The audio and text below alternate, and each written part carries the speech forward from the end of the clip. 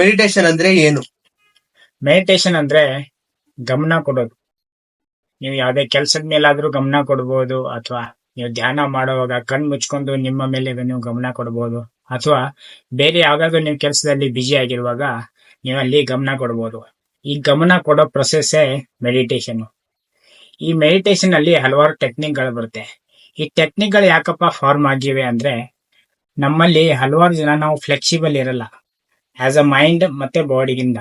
So ನಮ್ಮ body ಮತ್ತೆ mind ನ ನಾವು ಫ್ಲೆಕ್ಸಿಬಲ್ ಮಾಡ್ಕೊಳಕ್ಕೆ, ಅದಕ್ಕೆ ಒಂದು ಸ್ಟೇಜ್ಗೆ ರೆಡಿ ಮಾಡಕ್ಕೆ ನಾವು ಈ ಟೆಕ್ನಿಕ್ ಗಳನ್ನ ಬಳಸೋದು. ಈ ಟೆಕ್ನಿಕ್ ಗಳಿಂದ ಏನಾಗುತ್ತೆ, ನಮ್ಮಲ್ಲಿ ಒಂದು ಡಿಸಿಪ್ಲಿನ್ ಹೊಟ್ಕೊಳ್ಳುತ್ತೆ. ಆ ಡಿಸಿಪ್ಲಿನ್ ಗಳಿಂದ ಏನಾಗುತ್ತೆ, ನಮ್ಮ ಬಾಡಿ ಫ್ಲೆಕ್ಸಿಬಲ್ ಆಗಿರ್ಬೋದು. ಯೋಗ ಮಾಡೋದ್ರಿಂದ, ಅಥವಾ ಬೇರೆ ಎಕ್ಸರ್ಸೈಸ್ ಮಾಡೋದ್ರಿಂದ, ಅಥವಾ ಪ್ರಾಣಾಯಾಮ ಮಾಡೋದ್ರಿಂದ ನಮ್ಮ ಬ್ರೆತ್ತಿನ ಮೇಲೆ ಕೆಲವೊಂದು ಸರಿ ನಮ್ಗೆ ಗಮನ ಜಾಸ್ತಿ ಕೊಡ್ಬೋದು.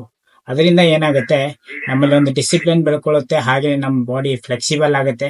ಅದರಿಂದ ಏನಾಗುತ್ತೆ, ನಾವು ಗಮನ ಕೊಡಕ್ಕೆ, ಯಾವ್ದೇ ವಿಷಯದ ಮೇಲಾಗ್ಲಿ ಯಾವ್ದೇ ಕೆಲಸದ ಮೇಲಾಗ್ಲಿ ಗಮನ ಕೊಡಕ್ಕೆ ಹೆಲ್ಪ್ ಆಗುತ್ತೆ. ಈ ಗಮನ ಕೊಡೋ ಪ್ರೊಸೆಸ್ಸೇ ಮೆಡಿಟೇಷನ್.